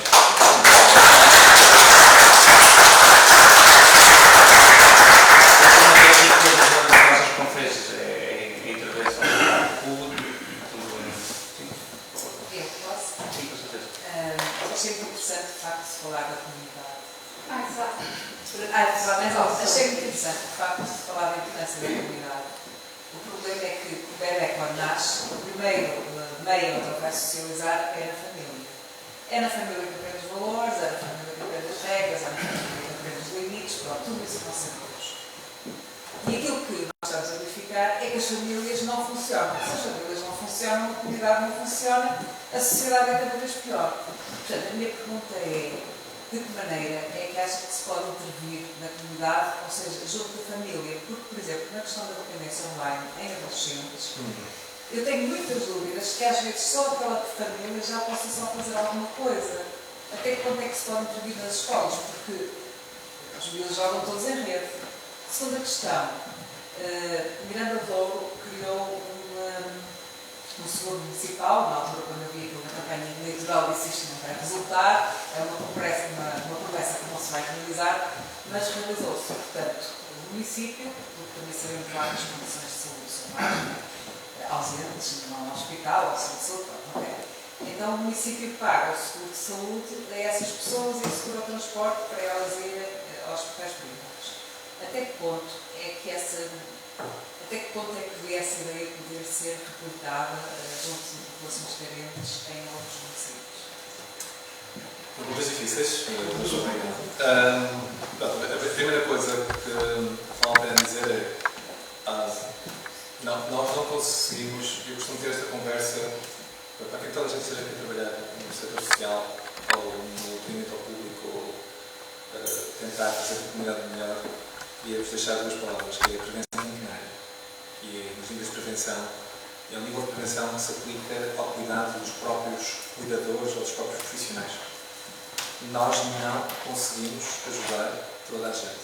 Há pessoas que não vamos conseguir ajudar. E quanto mais rápido nos conseguimos convencer disso, melhor para a nossa sanidade mental e melhor até para o custo de oportunidade que temos, no sentido de conseguirmos ajudar quem está disponível para ser ajudado. Eu peço desculpa por ser frio, mas na verdade isto é algo que tem que ser dito, porque muitas vezes eu deparo-me com um sentimento de culpa demasiado presente nas linhas da frente, na malta que está na infantaria, no combate social, porque só que há situações que são extremamente difíceis de entrar. Esse é o primeiro comentário que eu gostava de dizer, que é algo que às vezes é preciso dizer, não esquecemos de, em qualquer plano, em qualquer forma de atuação, se os nossos assistentes sociais não estiverem bem, se os profissionais de saúde não estiverem bem, não vai dar bom resultado, não vai. Relativamente à questão da família, eu não sou, provavelmente, um especialista em família, entendendo a minha, e mesmo assim sabe só. A questão que se coloca de forma prática é que instrumentos na história classicamente ajudam pessoas a saírem de famílias com caráter patológico. E, efetivamente, a questão da escola é inexorável. É a questão de quantas famílias, quantas crianças não foram às escolas a salvarem de contextos difíceis, quantas famílias, quantas crianças não viram as suas refeições asseguradas pelas escolas. A escola, como um agregador social e cimento, é inexorável.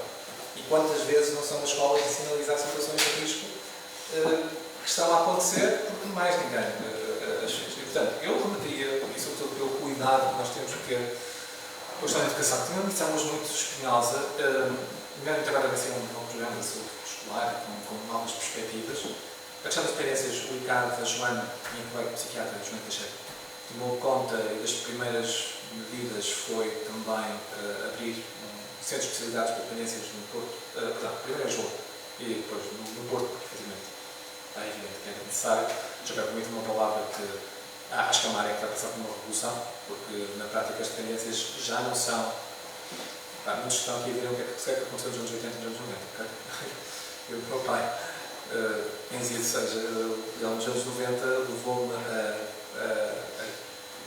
a sítios em São João da Madeira onde estavam indivíduos que passaram pela tempestade heroína e depois de ser servido com essas pessoas, estar com essas pessoas, dizem, este sobreviveu àquela situação, mas muitos ficaram pelo caminho, a maneira dele educar, que é uma educação pode, eu estou grato por essa educação.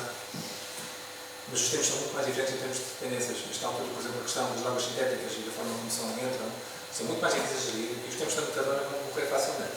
Portanto, as soluções fáceis já não existem. Na questão das dependências, nós precisamos de ter aqui uma nova abertura e há uma preocupação que eu tenho, já agora a questão das dependências digitais e da questão da intervenção externa, que é, pronto, eu agora vou olhar para vocês e eu costumo ter uma regra que é, se eu tiver mais de 10% na sala de aula para olhar para os telemóveis, eu paro, malta, vamos lá fora. Neste momento já se quebrou o propósito, estamos cá. Acho que nós estamos a promover, e eu contra mim falo, ainda com algumas reservas, que todas as faz possível. Estamos a promover ambientes de estimulação de dependência muito cedo. Okay? As pessoas desvalorizam a forma como estão a usar instrumentos de gratificação rápida e sem supervisão das crianças. E eu estava a ficar com a testemunha que eu também jogava muito computador, mas os nossos jogos tinham alguns limites e nós não tínhamos a possibilidade de ir à tenta de estar a fazer scroll infinito ou de estar com estímulos rápidos. Mas na prática nós estamos, é como se fosse a drogar crianças com estímulos rápidos, com estimulação dopaminérgica, que as pessoas estão a e estamos a oferecer isto de forma disseminada. Então, ao volta tem situações que temos bebés de primeiro ano com telemóvel. Portanto, eu acho que houve algumas medidas já tomadas no sentido de perceber que nós, independentemente das drogas mais pesadas, vamos falar da questão dos ditazenos e das coisas mais difíceis que estão aí a circular, que tem a ver que se nós configuramos uma sociedade que está demasiado habituada a estímulos rápidos, acho que não nos podemos queixar que depois temos pessoas dependentes. Pronto. A segunda pergunta foi da minha saúde para populações diferenciadas. Esta é uma pergunta crítica. Estamos um bocado. Pois, é uma pergunta crítica de equilíbrios. Eu sou muito crítico de todos os cursos claro, municipais. há pessoas que dizem que vão desresponsabilizar o Estado. Não é? Eu sou muito crítico dos cursos municipais, por uma lógica que. E nós temos aqui já aqui alguns exemplos à volta que são uma fonte ótima de iniquidades. E é aquela questão de um município que tem um poder económico a oferecer um conjunto de soluções aos seus municípios, muito bem, mas um município ao lado, até que partilha uma coisa de território, fica coxo. E acaba por ser uma ameaça ao próprio SNS,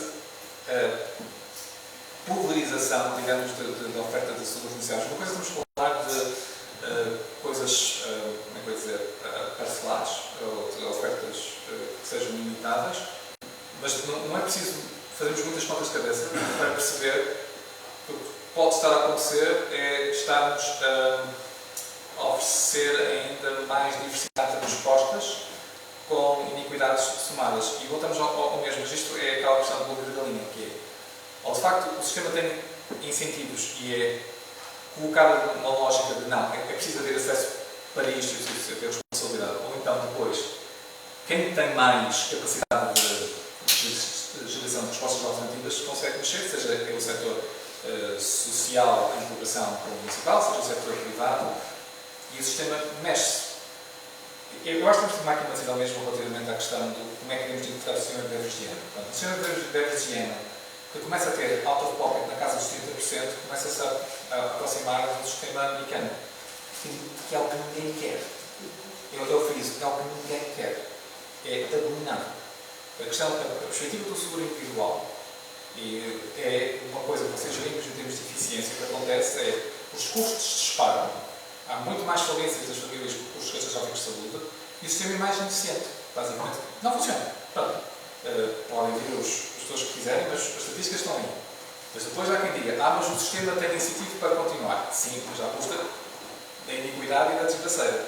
E acho que não, para quem é, ou para quem tem uma base social-democrata, liberal social, na crítica socialista, é algo que é inaceitável. Dito isto, quando o sistema divergente começa a falhar, começam a aparecer essas soluções múltiplas de remendos, o próprio sistema começa a acumular fragilidades. E há uma das coisas que eles falam na preparação, por exemplo, uma coisa são vacinações, que são oferecidas ali e lá, mas assim há uma fruta da integridade. Mas quando vejo os seguros municipais a entrarem, alguns deles não com consultados, alguns deles sim, outros não. O que nos faz, a primeira pergunta é, então, mas onde é que estava o SMS para ser preciso isto? E acho que a pergunta incisiva deve ser aí. Não quer dizer que depois, em termos políticos, em termos locais, as pessoas digam, não, vamos usar o dinheiro público para isto, porque é uma necessidade. Se estão legitimados, está tudo bem. Agora, eu chamo muita atenção, porque fico preocupado de ver a desmultiplicação dessas iniciativas, porque na prática o que vai acontecer é ajudar a desresponsabilizar o SNS. Obrigado. Eu vou começar por não foi uma pergunta, mas fizeram dar na informação. O João Martins colocou uma questão relativamente à inteligência artificial e assim. Relativamente a isso, neste momento, a inteligência artificial é relativamente recente, agora já bastante trabalhada, documentada, mas só está a evoluir tão rapidamente que não sabemos onde é que isto vai parar. De tal forma que este ano temos um governador votar aqui no Alto da Curva da 86, nosso companheiro Luís Bastos, escolheu esse tema para a sua conferência que vai ter lugar em julho do próximo ano no Europark. Vai vestir a forma de summit e terá lá, portanto, os melhores especialistas, tanto em iniciativa de inteligência artificial como em saúde. Estão todos convidados para que em junho vamos encher o Europark, ele tem a expectativa de ter o Europark cheio, com 1.400 pessoas, e nós vamos ajudá-lo a cumprir esse objetivo. Essa era a função. A questão que eu queria colocar é assim. Já percebi que é um grande conhecedor da zona dentro de Lisboa, tanto em termos de educação, como em termos clínicos, como em termos também de equipamentos de saúde.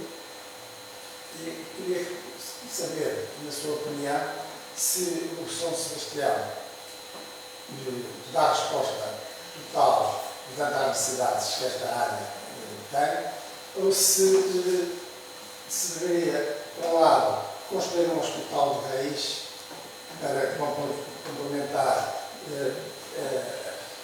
a resposta que o São Sebastião dá, ou se teríamos, ou se seria melhor desenvolver as valências, as capacidades e competências dos outros hospitais menores, como o Rio das Aveias, São João da Madeira e Alvar. Pronto, portanto, temos a pergunta mais difícil da noite. Eu diria o seguinte, eu, como vocês sabem, sou do Ligarense de Licença, mas fiz parte da informação de São João da Madeira, sou feirense adotado em termos profissionais, família de Pós de Alvecanda, passo muito tempo em Alvã e vou muitas vezes à boca, portanto eu estou a falar de vários aqui destes aspectos. Não vou ser ingênuo, acho que é um histórico. Meu pai foi diretor de serviço de ortopedia do Hospital Distrital São João. E foi no virar do século que o Hospital de Santa Maria apareceu, com todas as tensões que isso gerou, nomeadamente na absorção de valências, de fusão de serviços que aconteceram, e como está, a ortopedia foi uma coisa muito pacífica na altura. Se quem quiser recordar. Portanto, tenho esse património e pouco tempo depois meu pai formou-se porque supostamente gostaria para aturar algumas coisas. Feitas as suas coisas profissionais e com todo o brilho que ele tem, eu acho que não há respostas fáceis e até mesmo olhando para o histórico, houve em cima da mesa outras propostas de organização do território para o que toca à prestação de serviços, nomeadamente com outros grandes projetos que estariam pensados até pensando em algumas questões de equidade territorial ou até mesmo de renovação de hospitais. E acho que toda a gente sabe que é o que eu me estou a referir quando menciono. Dito isto, nós não somos o Amadora Sintra 3. Eu digo Amadora Sintra 2 é Penafiel, o Amadora Sintra 3 é uma referência que eu faço metafórica, é uma situação em que haja um subfinanciamento claro face às necessidades. Nós temos 320 mil habitantes no total. Há claras assimetrias, nomeadamente no que toca, por exemplo, a proximidades que são da natureza do território. Se vocês perguntarem a alguém de Arões se está próximo dos serviços, provavelmente a resposta não poderá não ser tão positiva. Se perguntarem a alguém de Alvarenga, as coisas não vão ser assim tão positivas. E nós olhamos para a dispersão e há sempre focos, digamos, de maior distância ou menor acesso. Eu não tenho uma resposta concreta no sentido de dizer que se fosse a solução ideal fosse ampliar mais uma resposta ou outra. Eu acho que no passado houve uma opção clara em cima da mesa, por exemplo, de haver um novo centro hospitalar, uma coisa que pudesse ir mais para a zona sul do OLS. Neste momento, o que nós temos, e vamos olhar para as coisas como elas são, e não como as coisas que gostaríamos que fossem, ou tivessem sido, vocês têm um centro hospitalar que crescimento em ampliação, nomeadamente com uma das respostas de oncologia, uma das respostas de psiquiatria, nós também temos o internamento, e tudo, acho eu, à beira de acontecer, vamos falar no caso também. Temos claramente um serviço de urgências, nomeadamente na feira, que precisa claramente de uma utilização, mais espaço, isso não há dúvidas. E não nego que possa haver alguns motivos de insatisfação em termos de acesso. Para além do mais, da questão clássica da proximidade que as pessoas possam sentir às portas principais de acesso, ou seja, os conselhos que fiquem mais distantes de respostas mais diferenciadas dentro do OLS vão sempre sentir alguma perda relativamente à questão da não presença. Isso é algo que a mim não cabe dizer efetivamente qual é a melhor solução. Eu acho que nós devemos olhar para aquilo que de facto existe e pensar da forma e virar um bocadinho ao contrário da pergunta, se me permitirem, que é se efetivamente existe alguma quebra de equidade em termos de acesso e de que forma é que nós conseguimos mitigar ou resolvê-la. E muitas vezes nós pensamos na questão da construção de infraestruturas com adaptação, quando a resposta pode não estar aí. E, portanto, gostaria que se pensasse de forma aberta, porque na prática é o seguinte, nós sabemos disto, quer dizer, vamos olhar de forma descomplexada. Há decisões que foram tomadas em termos de organização da rede, depois agora temos uma OLS formada em função disso, e olhamos, por exemplo, do VAR. E o VAR recentemente migrou para o OLS por uma pressão muito grande por querer aquela proximidade territorial relativamente ao São Sebastião. Eu direi assim, aquilo que me parece que está em cima da mesa neste momento é uma ampliação da resposta de capacidade de respeito ao São Sebastião. Temos outros dilemas, entretanto, para resolver, incógnitas, porque, como vocês sabem, e é público, há uma proposta de intenção de passagem para a misericórdia de alguns hospitais, o que pode gerar também aqui algum ruído adicional em termos de organização de serviços. E, portanto, eu não consigo dar uma resposta direta, posso dizer, ou posso dar algumas pistas para as pessoas estarem atentas para aquilo que é efetivamente importante, que é a questão do princípio da equidade, e que não é só na questão da estrutura, mas na questão do serviço e das pessoas como é que se sentem, e na questão como é que se pode olhar para o futuro em termos de acessibilidade. Porque se a ideia é, teoricamente, tirar as pessoas do hospital, então se calhar a primeira prioridade até deveria ser pensar o que é que nós estamos a fazer em todo o território para efetivamente as pessoas não terem necessidade de ir ao hospital. E se isso é, então, onde é que estão as tais equipas centralizadas, onde é que está a tal facilidade de acesso, onde é que estão esse tipo de coisas. Ou seja, eu estou na prática a dizer, não pode haver celeiros sobre o Naval. Ou seja, na Se há uma maior distância num centro principal de acesso a um conjunto de circunstâncias, então é natural que as pessoas peçam que exista uma facilidade de acesso em circunstâncias descentralizadas, que aliás o que se faz por esse país fora, com as chamadas consultas descentralizadas, que é no sentido de tirar as especialidades dos hospitais e tê-las a prestar cuidados mais próximos da população. Agora, não peçam, não sei eu resolver isso, que é a questão do. Deixa-me só incluir, que acho que é importante. Há sempre neste processo, como sabem, o Oliveira, o pai da Associação de Madeira, este processo de atualização da rede, tal como ela existe, não foi pacífico. Nós chegamos a este ponto porque os equilíbrios vários convergiram neste contexto.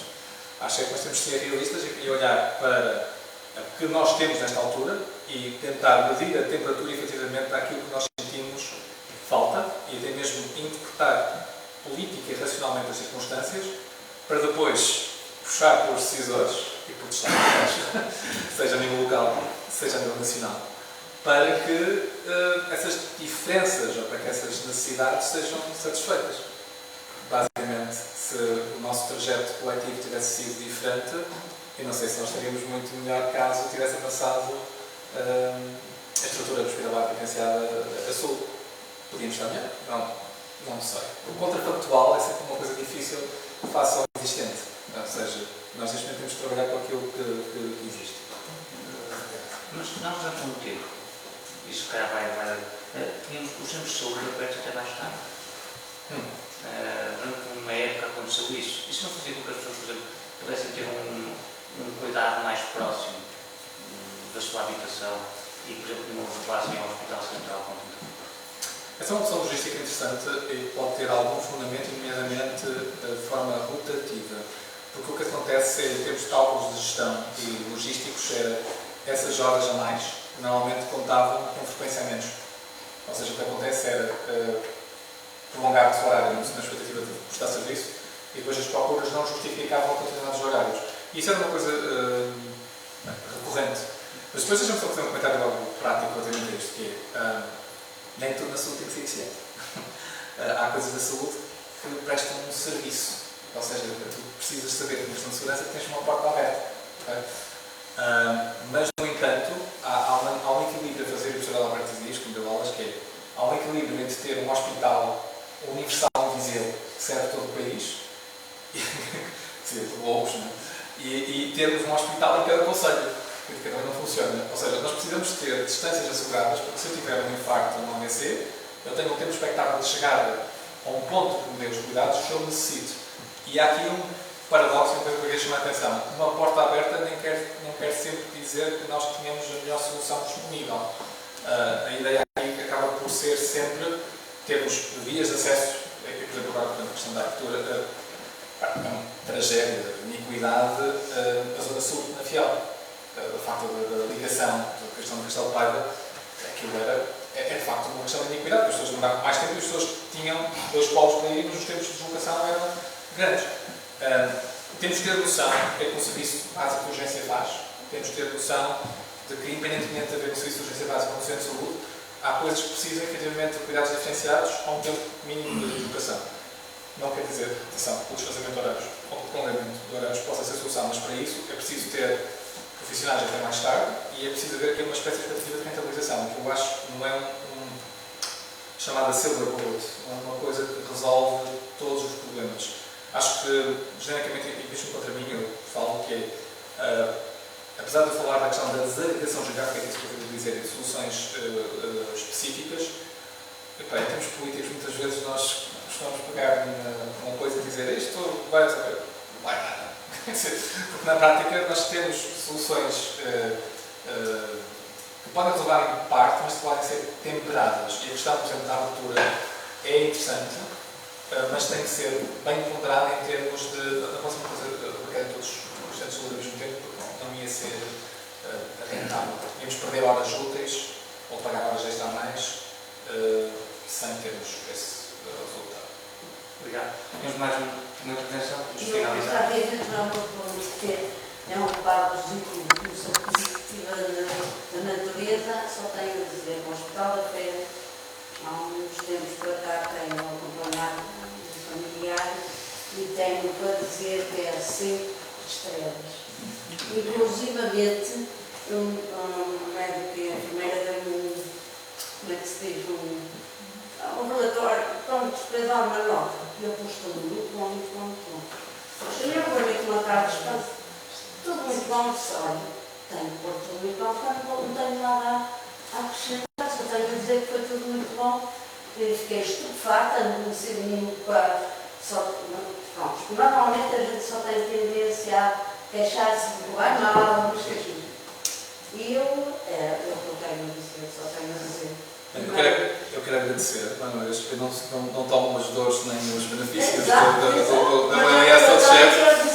Sim, pronto, eu estou a dizer que eu não posso aceitar os parabéns, porque eu não sou o representante, mas darei nota agora até ao Dr. Carlos Alberto, que é o meu presidente da administração, mas para lhe dizer uma coisa de retorno, que eu tive a minha filha internada lá 3 dias no ano passado. A minha miúda tinha 1 ano e meio na altura. Não foi particularmente agradável. Mas também escrevi um elogio e na prática eu só queria aproveitar a mensagem que às vezes nós nos esquecemos das boas coisas. Grosso modo costumamos pensar nas coisas que não funcionam e também daquela questão dos tempos de espera, nomeadamente para algumas consultas de especialidade, que acaba de ser um dos principais focos da queixa. Jesus, não vamos por aí. Senão pronto, isso é outro tema, mas absolutamente de acordo. Também é acreditável que não se aproveita o tribunal que está à frente, sei lá. Há outras soluções, mas o pecado original começa lá atrás, portanto nós não vamos. Isso teria outra discussão. Mas completamente de acordo. Não, eu escolhi, precisei, no Hospital da Feira para a minha filha de 1 ano e meio e fiquei extremamente satisfeito com aquilo que prestado. E portanto, às vezes nós esquecemos as coisas boas. Eu estou também obrigado por isso, porque quando contamos nestas conversas, às vezes parece que, mais uma vez, eu disse em minha defesa que nós estamos no centro privilegiado do litoral norte. É porque são tempos da feira, temos o São João, temos o Santo António, temos Gaia, que tem coisas extraordinárias. Portanto, e temos com as suas valências e as suas circunstâncias. Não sei se ele vai fechar, mas estou há pouco dia lá, que ver com a mamãe, que é um especialista da feira, não precisei de ouvir. Pronto, e é verdade, e possível que seja também verdade, certamente. Estou a dizer, acho que aproveitando o formulário, efetivamente acho que vale a pena lembrar das experiências positivas. Eu próprio vi a urgência da feira 2 vezes, por uma colega renal, no ano passado, foi extremamente agradável. Acho que uma experiência que eu recomendo. Eu tenho um seguro de saúde privado e pago há anos e eu, felizmente, não ando muito do meu desempenho, prefiro fazer. Prefiro 1000 vezes, não vou. Mas queria só terminar aqui só para a experiência, não deixa de lógica é positiva, mas deixar uma nota que o que eu achei menos bem daquilo que a minha experiência enquanto doente lá vivi foi, não a minha experiência individual, até porque eu tenho aqui própria capacidade de literacia de aguentar e até ajudei o doente que estava ao lado, com outra colega renal, portanto somos vários cólicos que é uma questão contextual, ou seja, o número de profissionais e, por exemplo, o rácio de enfermeiros presentes numa urgência faz muita diferença. E, portanto, volto ao princípio que esta questão é uma das questões para mim mais queridas, porque, obviamente, faz toda a diferença na prestação de cuidados e no funcionamento em cadeia, seja dentro do hospital, seja na comunidade. Ricardo. Só uma questão que vou evitar estas políticas, mas vou tentar trazer um pouco para a mesa, um pouco da tua opinião. Como sabemos, do consenso geral, a saúde depende muito da parte desportiva, da educação, do convívio social, do que diz também do estudo comunitário, da essa integração, também pela mobilidade, pelo movimento urbano, pela existência de espaços verdes. Então, isto são tudo áreas em que os municípios têm responsabilidade. Não é? Também é verdade. Então, a minha questão é simples. Que papel devem assumir as autarquias na promoção da saúde e na prevenção da doença? E se há aqui, ao exemplo de boa prática, tu saibas que recomendas aqui ao Conselho de Azeméis, considerando ser um conselho altamente industrializado, com diversas áreas de calor, ilhas de calor, com diversas ilhas de calor, com a nossa dificuldade geográfica de distanciamento entre freguesias e tudo mais, com a existência de transportes públicos, com o facto de um tempo já possam ver o dióxido de carbono que é liberado pelos carros, com todas as limitações que o nosso Conselho tem, que eu recebo esses dias. Isso é mesmo para acabar. Pronto, eu tenho aqui um conflito de interesses no sentido de, como sou médico público e autoridade de saúde aqui no ABS, há vezes que eu posso dizer de uma forma desprendida. Em entrevistas várias, por causa da questão do excesso de calor, a vários jornalistas, eu tenho de dizer com uma tecla que é um exercício muito interessante e não quero saber quais foram os partidos, ir às últimas autárquicas e pegar em várias câmaras municipais e procurar medidas sobre a questão da diminuição do impacto do calor. Vale a pena ir ver, porque efetivamente houve uma mudança muito importante, com vários partidos a sugerir medidas de mitigação da questão do calor. Com algumas delas conciliadas, a falar do país, ok? Vale a pena consultar. Porque efetivamente a questão das zonas verdes e zonas regulares de proteção é um non-brainer, ou seja, que é mesmo de uma medida importante.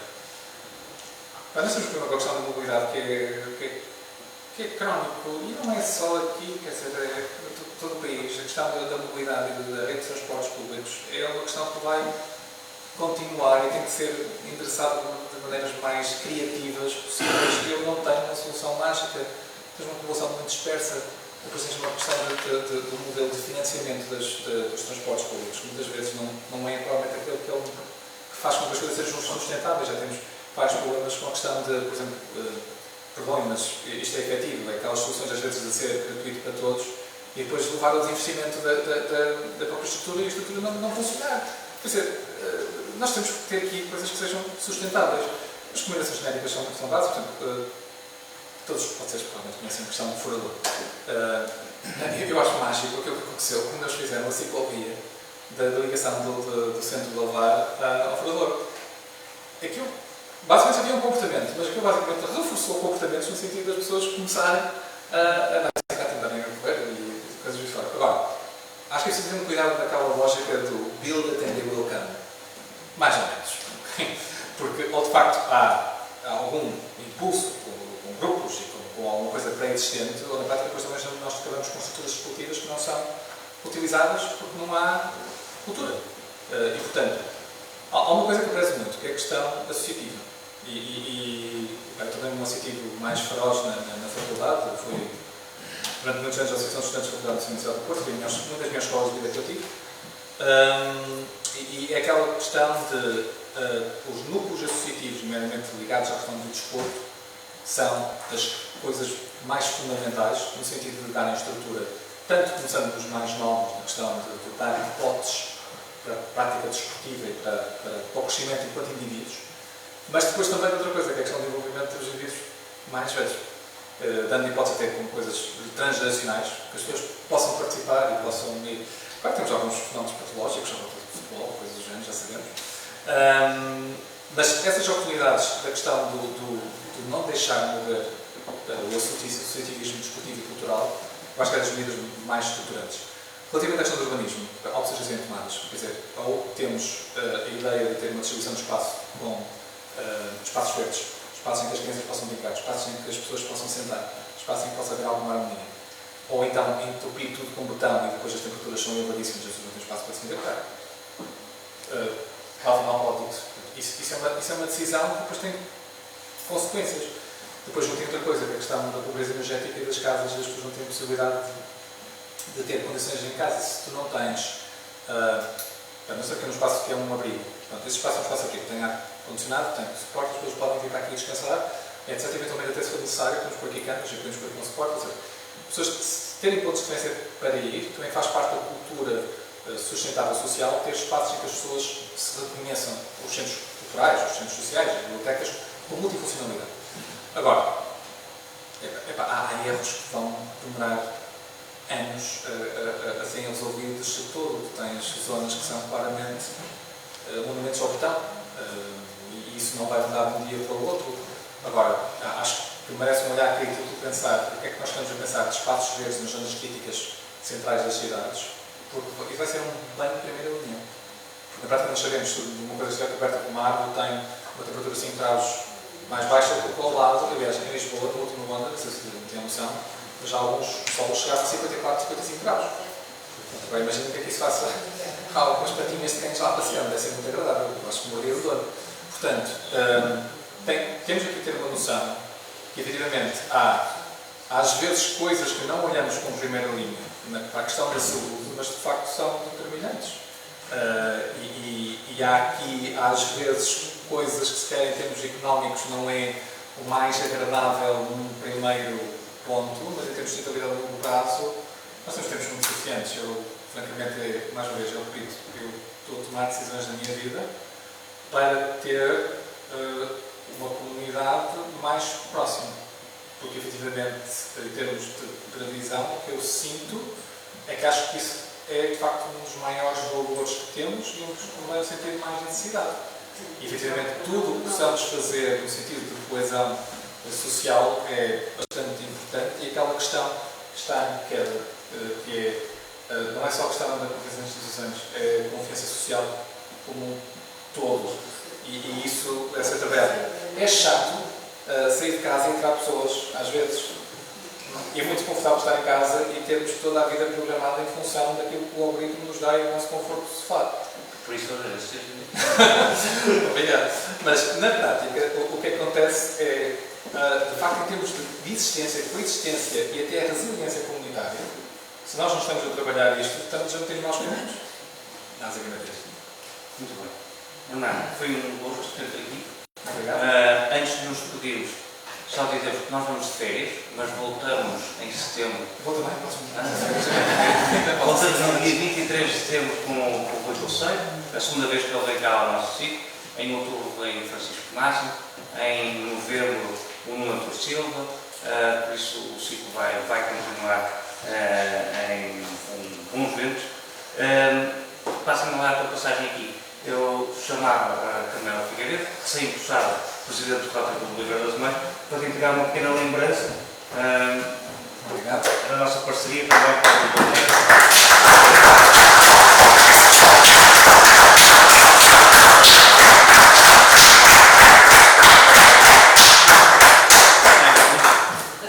Já há 27 anos, muito final nosso. Boa noite a todos.